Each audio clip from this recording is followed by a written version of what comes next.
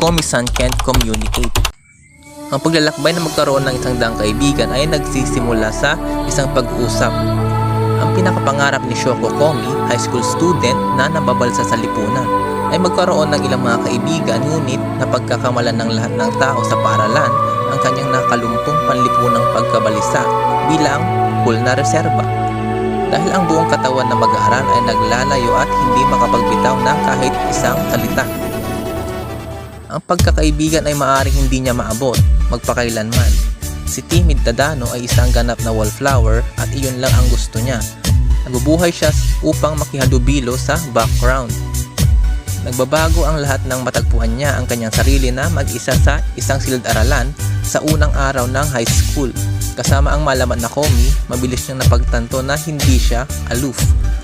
Sobrang awkward lang niya. Ngayon ay ginawa niya misyon na tulungan siya sa kanyang